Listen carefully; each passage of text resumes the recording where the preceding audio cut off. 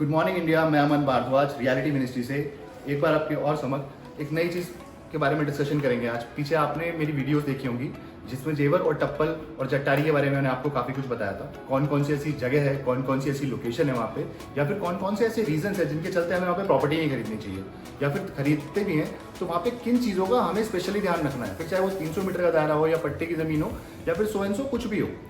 आप एक और चीज़ है उस पर्टिकुलर सेगमेंट के लिए जिनका बजट ही आपका 20, 22, 25, 30 लाख रुपए, अगर हम आज के समय में नोटिस करते हैं तो उस सेगमेंट के लिए पूरे यमुना एक्सप्रेसवे पे कुछ नहीं आता, क्योंकि जितने भी पर्टिकुलर प्रोजेक्ट्स आज के समय पे यमुना एक्सप्रेसवे पे आ रहे हैं they are very very expensive, क्योंकि पूरा का पूरा इन्वेस्टमेंट यमुना एक्सप्रेसवे की तरफ मूव हो गया है। आने वाला फ्यूचर ही वही है, इसलिए हर व्यक्ति वहीं पे इन्वेस्ट कर रहा है, इसलिए प्राइसेस भी थोड़े से अपसाइड चले गए हैं।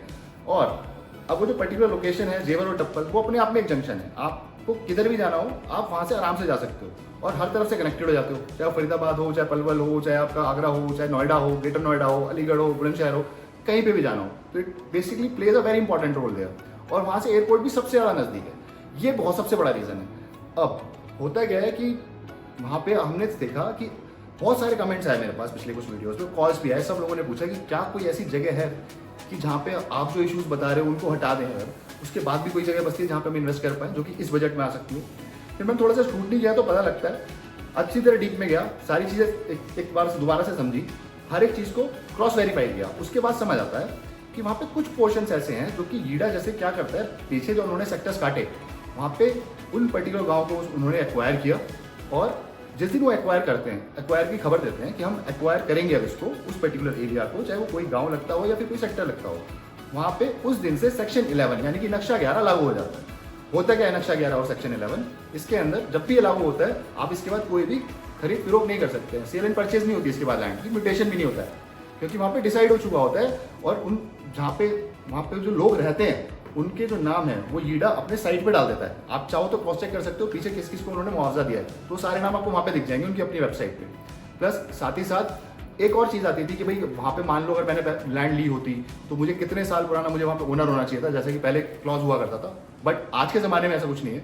अब क्या है, 2021 के अंदर एक ऑर्डर आया था आपका कोर्ट का जिसके अंदर क्लियरली मेंशन है दो चीज़ें। पहली चीज़ तो ये है कि हमें कोई पुराना ओनर होने की जरूरत नहीं है। अगर मैं आज खरीदता हूँ उसके बाद वहाँ पे जाके अगर वो लैंड वो एरिया गवर्नमेंट एक्वायर करती है तो मुझे कॉम्पनसेशन मिलेगा ही मिलेगा, इर्रिस्पेक्टिव मैंने कब से ले रखा हो।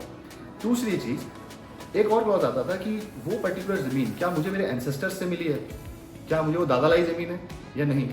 तो दोनों ही सूरतों में, चाहे वो दादा लाई ज़मीन हो या नहीं हो, चाहे वो एंसेस्टर्स से मिली हो चाहे नहीं मिली हो, आपको उस दोनों ही सूरतों में अगर वो ज़मीन आपके नाम पे है, म्यूटेशन आपके नाम पे चढ़ा हुआ है, दाखिल खारिज आपके नाम पे चढ़ा हुआ है, तो पर्टिकुलर जो ज़मीन है वो उसका कॉम्पनसेशन आपको मिलता ही मिलता है।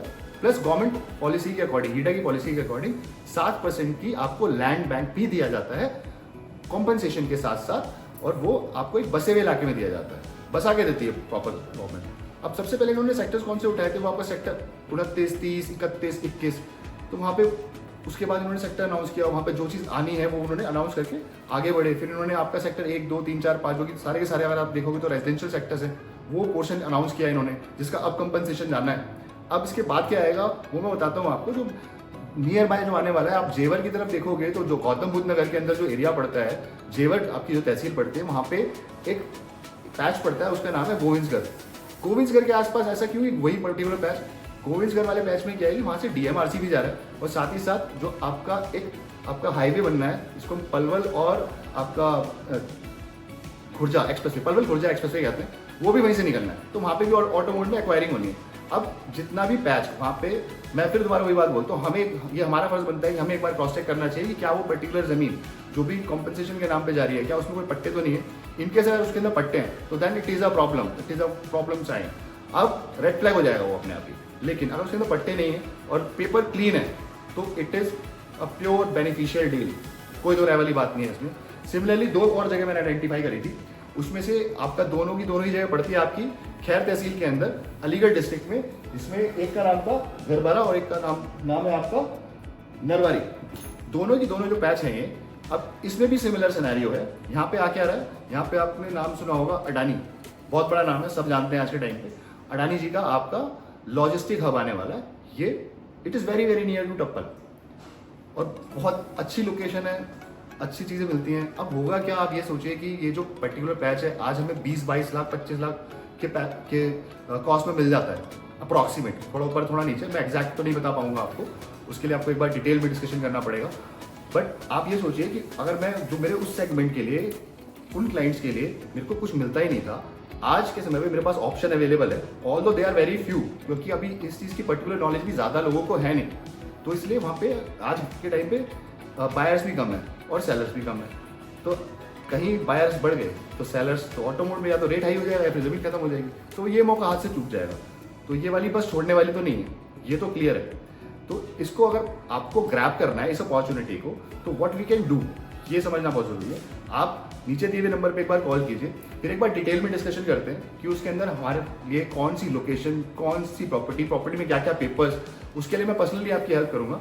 आप वो सारी चीज़ें एक बार देखिए, समझिए, फिर आपको अगर उसके अंदर लगता हो कि हमें जाना चाहिए, then we will go for it accordingly. It is the best available deal in the market अभी जो एग्रीकल्चर लैंड के ऊपर आता है। यस, हम एग्रीकल्चर लैंड खरीद रहे हैं अभी, और यही आगे जाके गवर्नमेंट एक्वायर करेगी और उसका हमें कुछ कॉम्पनसेशन मिलेगा। और कॉम्पनसेशन कैसे मिलता है वो भी एक बार समझ लीजिए। कॉम्पनसेशन में क्या होता है कि हमें ये देखना होता है गवर्नमेंट वहाँ पे एक्वायर करने के बाद ला क्या रही है। अगर वहाँ पे कोई ट्रांसपोर्टेशन से रिलेटेड कोई चीज़ें लेके आ रही है, जैसे मेट्रो हो गया या फिर कुछ भी आ गया, RRTS हो गया, तो उस केस में वो जो भी उनका डिसाइडेड है उतने गुना वो दे देते हैं पैसे आपको, प्लस 7% की ज़मीन दे देते हैं।